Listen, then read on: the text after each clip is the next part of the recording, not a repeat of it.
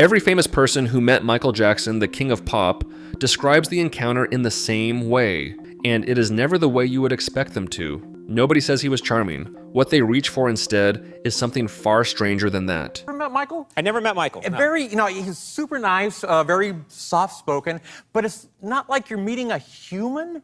I mean, and I don't mean this in a bad way. It's sort of like he was so bigger than life. He was so iconic. Right. It's almost like you're meeting an alien, or you're meeting like a statue from Madame Tussauds. It's like, you can't possibly be real. Super nice, very soft-spoken, but it's not like you're meeting a human. He felt bigger than life, so iconic. It's almost like you're meeting an alien. It's like, you can't possibly be real. You cannot possibly be real. Hold on to that line, because by the end of this video, it is going to mean something completely different to what it means right now. At the moment, it lands as praise. It was closer to a diagnosis, and the man being diagnosed had no idea it applied to him. Somewhere in the next 10 minutes, a grown man gets the clothes pulled off his body outside a church in daylight by people who love him. There is exactly one reason it happens to him. He genuinely believed he could go to church. Barry Manilow is the place to start, because Manilow is nobody's idea of an easily impressed man. 60 years in the business, 13 #1 records, and a reputation built entirely on his own material. In 1984, when Michael asked him to perform at the American Music Awards, Manilow did not sing a single one of his own songs. He sang a medley of Michael's instead. Years later, when Michael died, this is what Barry Manilow chose to say about him. It was a surprise, who wasn't a fan of Michael's. He will go down as one of history's greatest entertainers, and I was very happy to be in the world when he was in the world. I think all of us are.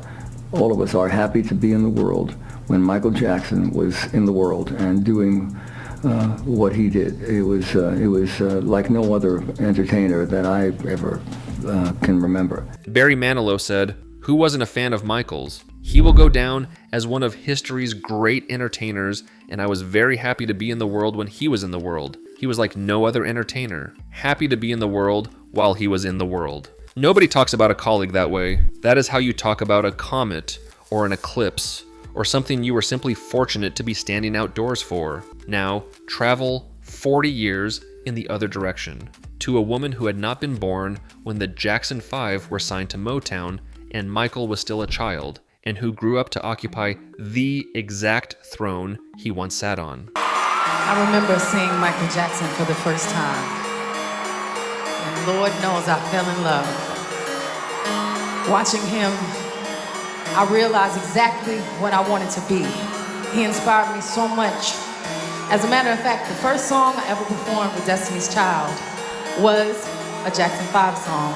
It was called Where You Are. And it was the song we auditioned to get our record deal with. It was the beginning of our future. I love you forever, Michael Jackson. Beyoncé. I remember seeing Michael Jackson for the first time, and Lord knows I fell in love. Watching him, I realized exactly what I wanted to be. He inspired me so much. As a matter of fact, the first song I ever performed with Destiny's Child was a Jackson 5 song. The detail she adds next is the one almost everybody misses. That Jackson 5 song is I Wanna Be Where You Are, and it is the song Destiny's Child auditioned with. It is the song they sang in a room full of strangers to get their record deal, which means that before there was a Beyoncé, before any of it existed, there was a girl performing his music at people who had the power to say no and hoping they would let her through the door. The biggest career in modern music opens with an audition piece written for Michael Jackson. The generation above him counted itself lucky to share a lifetime with him,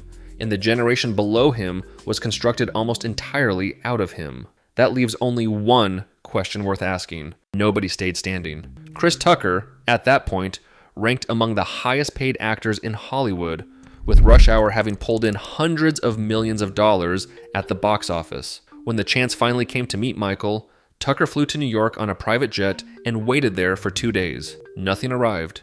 No call, no word, no meeting. Eventually he gave up, boarded the plane, and flew all the way home to Los Angeles. He landed, and a message was waiting. Michael Jackson wanted to meet him the next morning. Chris Tucker said he is still sitting on the plane. He goes to the captain and tells him he will pay whatever it costs to turn the aircraft around and fly him straight back to New York. Name your price and turn the plane around. A film star rearranged an aircraft in mid-air rather than take the risk of missing him. And Tucker, as it turns out, was one of the lucky ones. Jackie Chan wanted to meet him too. Recognized on every continent on Earth, Chan spent years quietly hoping for it and never found a way to ask.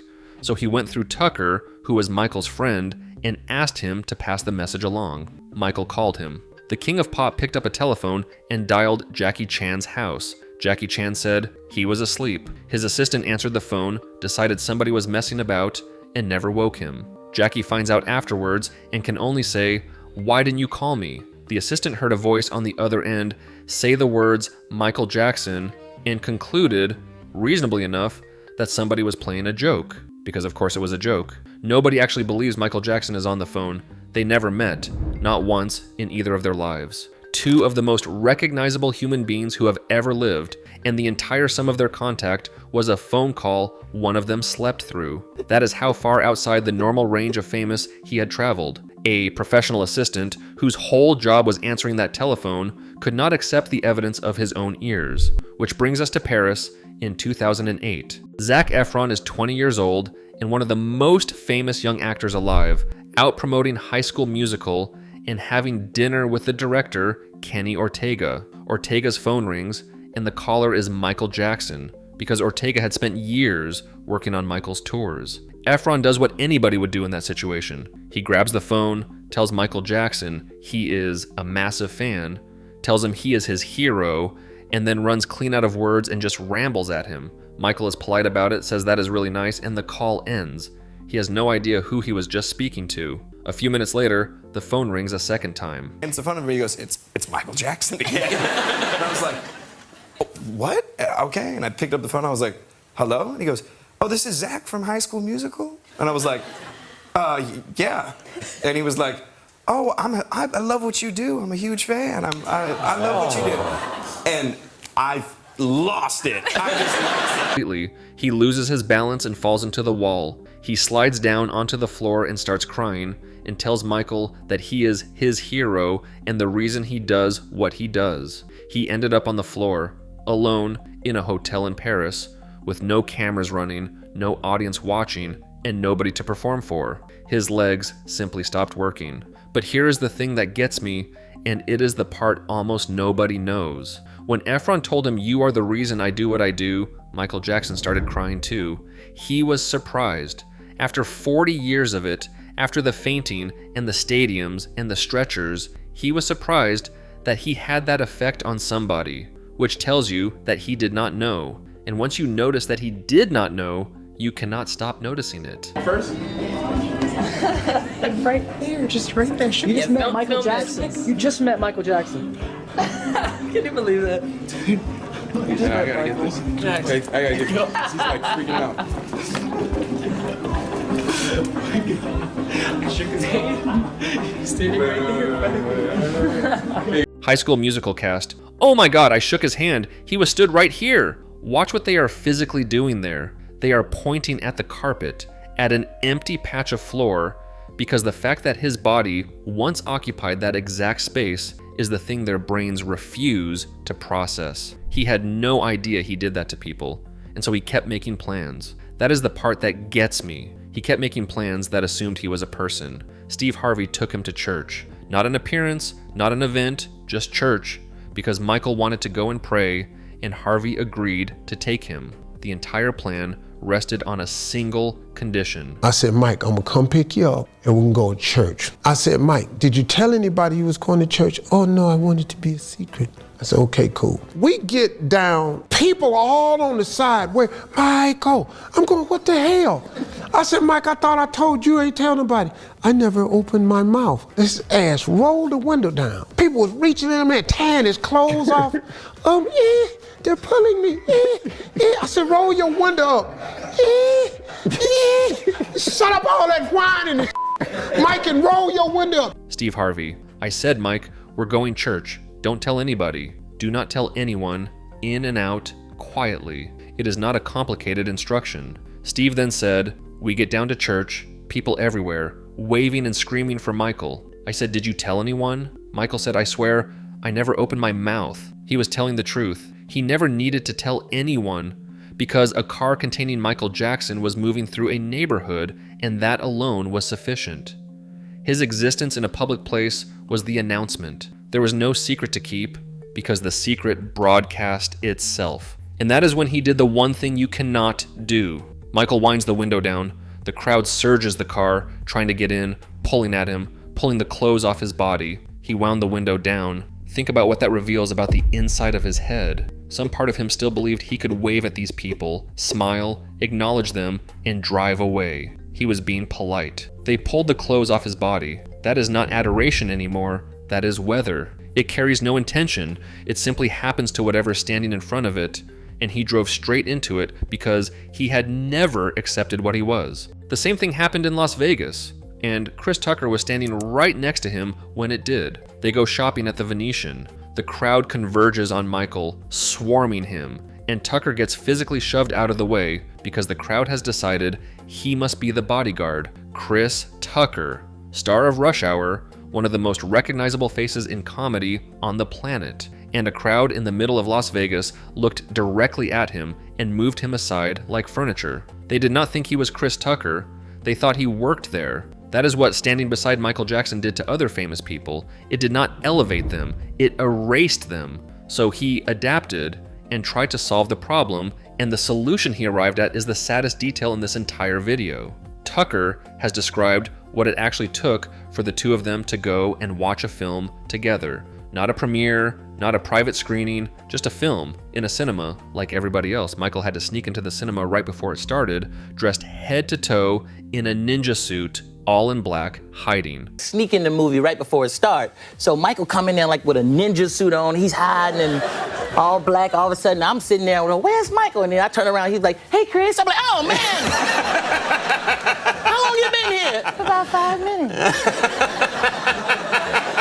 "I'm sorry." Security bring us popcorn and stuff, you know, I'm like, he's trying to hide, you know. Right. Here you go, Mr. Jackson.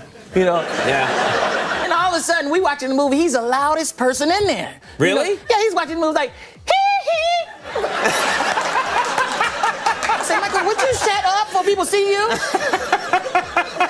"I'm sorry, it was funny, Chris." Yeah. Tucker sits down, cannot find him, turns around, and Michael is behind him saying, "Hey Chris, consider what that cost him." Not a hat and a pair of sunglasses, but a full head-to-toe disguise, and even then he could not walk in alongside everybody else. He had to wait for the lights to go down. All he wanted was to sit in the dark and watch a film. The only way he could have it was to make himself invisible first. Church on a Sunday, a trip to the cinema, the small, boring, ordinary things that every single person watching this video can have for free this afternoon without giving it a second thought. There was no version of him that the world was willing to leave alone, which is what that first quote was really about. It is like meeting an alien. You cannot possibly be real. The man who said it meant it as the highest compliment he could reach for, and it was. It was also the exact thing that made Michael Jackson's life impossible to live, and those are not two separate facts. They are one fact, viewed from opposite sides. The reason Zac Efron hit the floor of that hotel room is the reason Michael needed a ninja suit to watch a film. You do not get one without the other. There was never a version of this where he was adored like that and also left alone. The man who made Thriller with Quincy Jones, who unveiled the moonwalk on live television and changed what it meant to be famous, has been gone for years now, and somehow he is still inescapable. Most of the audience never saw him do a single thing live. Spike Lee explained why in one sentence. When Q-Tip was the DJ, when he put on wanna Be Starting Something, people lost their minds. People lost their minds, and it felt so good. And for me, I hope people remember the joy, the love, the entertainment that Michael brought to their lives, because that's going to be his legacy.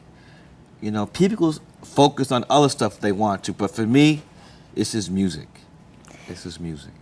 I hope people remember the joy, the love, the entertainment that Michael brought to their lives. It comes down to the joy. That is what every one of these stories actually is, underneath everything else. Manilow is grateful he was alive at the same time as him. Beyoncé sang his song to strangers to get her record deal. Chris Tucker turned a plane around in midair. Zac Efron cried on the floor of a hotel in Paris, and Michael cried with him. A dressing room full of young actors stood pointing at carpet. Every single one of them is a story about somebody being made happy, even the terrible ones, even the crowd that tore his clothes off. He was not the star that other stars envied. He was the star that other stars were fans of, and nobody has managed it since. Nobody is close. But watch it all back one more time and notice who is missing. Jackie Chan slept through his phone call, and that is the one everybody laughs at, the great near miss, the man who never got his moment. There is somebody else in this video who never got it either. Somebody who never picked up a telephone and heard that voice on the other end. Never stood in a dressing room afterwards, shaking, pointing at a patch of floor. Never walked out of a cinema having sat 6 feet behind him without knowing. Every single person on earth got to experience Michael Jackson. He is the only one who never did.